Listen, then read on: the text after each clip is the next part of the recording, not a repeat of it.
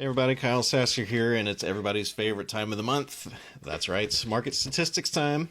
So this is for Hillsborough County for August 2020. So you're probably asking yourself, Kyle, why are we looking at August numbers? We are in October. What is going on? And the truth is that it takes the local real estate board, Florida Realtors, about 30 days to compile this data together and put it together in a nice and beautiful little report here in PDF.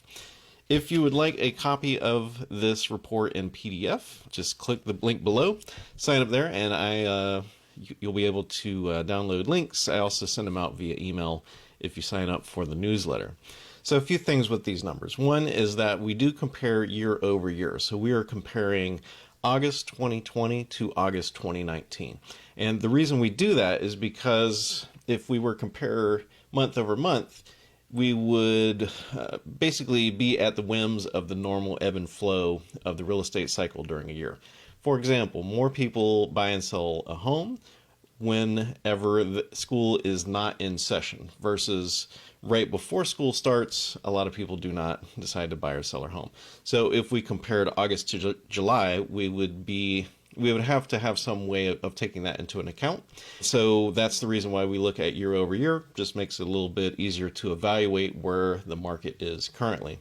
And also real estate trends do take a while to develop. And so by looking at a longer time frame, that definitely gives us a little bit better understanding of where we're at in the real estate market. So feel free to go watch previous videos to see if my predictions and market evaluations have borne fruit and come true. Pro tip, they have.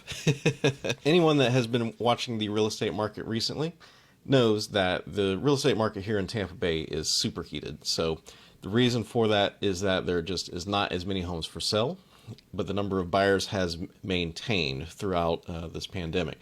So net result is that there's fewer houses for sale. The number of buyers has held about the same, which has resulted in fewer houses to choose from and higher prices for those homes. All right, let's dive into these statistics here. So number of closed sales actually went down a little bit, 4.3% from 2,106 homes to 2,015 homes. Median sales price increased 14.5% from $255,045 to $292,000. And then average price also increased 17% from $312,375 to $365,523. You might remember from math class that average is when you add up, let's say, 50 prices. So the median price is the price where half of the prices are above that price and half of them are below. So if a lot of luxury homes or honestly really inexpensive homes sell during a given period of time, that will swing the average sales price relatively significantly. So I like to pay a little bit more attention to the median price, which gives a little bit more accurate gauge. Total dollar volume was up 12% from $657 million to $736 million. That is almost $750 million of single-family homes transacted in 1 month. That number always staggers me. So the number of units sold and the prices going up, that is all due to constricting inventory, and the inventory numbers are what I'm going to be going over next. So the number of new listings is down 14.2% from 2,219 to 1,905. That is a pretty drastic drop in 12 months. And the number of active listings, which is everything that's for sale, so that's going to be new listings as well as listings that have been for sale for a month or two, is down 47%. From 4,412 homes to 2,317 homes. So almost half. There's almost half as many homes for sale as there were last year. So that is the primary cause of the dramatic price increases in the last few months here. Now, diving into the specific numbers here, I do like to break a lot of these statistics down by price point because a home that's selling for $1 million, obviously, is going to sell a little bit differently than a house that is only listed for $150,000. It's just the nature of real estate. So the number of homes under $50,000, there was only one that sold, which was a drop of 75% compared to 2019. $50,000 to $100,000 dropped 56% to 13. and so on and so on. And honestly, the mark is about $250,000. So under $250,000, there's fewer and fewer homes for sale. And to me, the way I interpret this with the sales data and the inventory is that the price points for home across the board have all shifted up. And the reason why makes sense. Everybody wants to sell their house for the most money possible. So over time, that is naturally going to trend higher and higher and higher. Once you get above 250, we actually have an increase in the number of homes. So 250 to 300,000 is up 7.7% to 406. 300 to 400,000 is up 13.1% to 439 homes. 400 to 600 is up 51%, and so on and so on. So if you're looking 250,000 or below, it's going to be even tougher because there are fewer and fewer homes being marketed in those price points. So you do need to move rapidly if something comes up in those price points. So that trend is also mirrored in the number of new listings. So basically 250 and under, fewer and fewer homes are being listed in those price points, and significantly. So $100,000 to $150,000 was a drop of 57% to a total of 46 homes. Below that, 50 to 100,000 was a drop of 81% for a total of 7. That is crazy. 150 to 200,000 was a drop of 56% to 138 homes. And then 200 to 250 was a drop of 35%. And again, above $250,000, we're seeing more homes listed in that price point. 250 to 300 was an increase in 4.1%. 300 to 400 was an increase of 11.2%. And that trend continues on. So if you're looking under 250, again, it's going to be pretty tough. Now, total inventory, which is everything, so that's going to be new listings as well as things that have been for sale for a while, that across the board is down. Under $50,000 is down 100%. 50 to 100,000 is down 66.7%. And everything is like 30, 40, 60%. 150 to $200,000 is down 63.7% to 127 homes. 200 to 250,000 is down 67.1% to 257. 250 to 300,000 is down 47.2%. 300 to 400 is down 43%.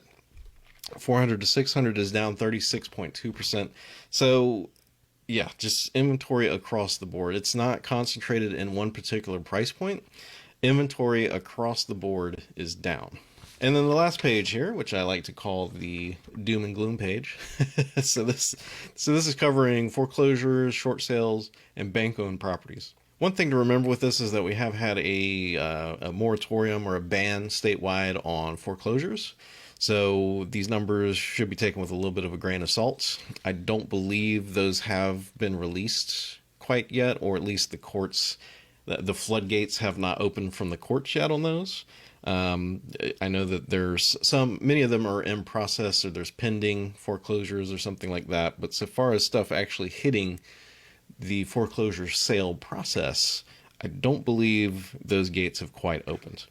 So the number of short sales. So a short sale is when a seller owes more than the house can get for a purchase price. And then at that point, you have to also negotiate with the bank to make sure the bank's okay with taking less money. So the number of short sales is down 25% from 8 to 6. So not a major move. And also short sales were not banned under the statewide ban. So that number I trust a little bit. Foreclosures and bank-owned properties are up 3.7% from 27 to 28. So these numbers are ones that I'm definitely going to be watching for the next few months just to see what develops. If we see those floodgates open on foreclosures, that definitely might have some impact on the real estate market. And if that happens, I'll be sure to let you know. So that is the overall trend for Hillsborough County. Just to recap, fewer and fewer homes for sale with the same number of buyers results in rapidly rising home prices. If you're looking 250 or below, it's going to be a challenging time, and you need to be prepared to go look at homes literally within a day or two of them hitting the market. 250 or above, you have a little bit more flexibility and choices to choose from, but you still need to be able to move relatively quickly to go see the house and make a buying decision on it. You don't want to leave it. You can't leave it a week or two anymore. We're talking days. That's just where the market's at. It's not going to be like this permanently. How long is it going to last? I would say if we're down half, if we're down 50% in houses, without any other external factors, it's going to be like this for months and months and months. The only thing to me that could really disrupt this is if something really major happens in the economy. So like if the economy completely explodes, which fingers crossed does not happen, because the economy exploding is not good for anybody. All right, I also want to show you this spreadsheet here. So this is something that I do personally. Every day I go into the MLS and I download the number of new listings per day. And the reason why is because the data that I get, if you remember the beginning of this video, is honestly probably 45 to 50 days old by the time it lands in my hands. So I wanted to be able to keep track of how the market is performing today, so far as the number of new listings coming on the market. And I've been tracking this since the pandemic started because I wanted to know where we were at inventory wise, so that I could properly advise my clients. So far as I know, I'm the only one tracking this information. It is pretty labor intensive, and the automated ways of getting it out of the MLS don't put it in this format, and certainly doesn't compare it year over year so we can see where we're at in relation to previous years. Our high threshold for this was around 34%. So we had 34% daily fewer homes being put up for sale. That has retracted a little bit here. And currently, so this is current as of October 3rd, because obviously I can't pull results for a day that is not complete yet. And I'm recording this on October 3rd. So October 2nd is the most recent dates that I have. So as of October 3rd, the total amount down of new listings is 15.6% compared to last year. So there's been 15.68 fewer homes put up for sale since March. Let's see, when did I start tracking the other dates here? Since March 12th. So since March 12th, there has been 15.68 fewer houses put up for sale. I've also compared month over month and this week compared to last week.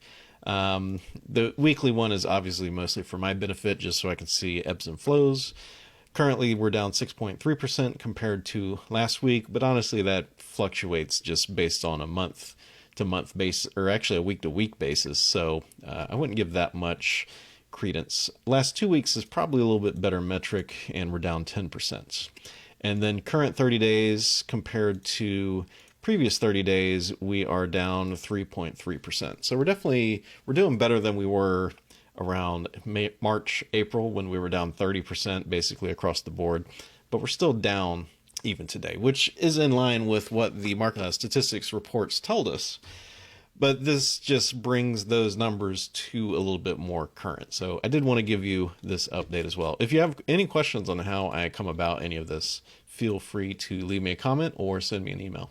So thanks for watching. Hope you enjoyed these statistics. Hope they help you out, help you make a buying or selling decision. If you are thinking about buying or selling, I would love to have a conversation with you to explain the specifics about your neighborhood and price point, and how the inventory situation affects you and your house, or the purchase of your next house. You can reach me at kyle@sassergroup.com. I also have a link down below. You can click on that, take it to a place you can contact me via email, phone, text message. I keep an eye on all of them. Other than that, thanks for tuning in, and I'll talk to you soon.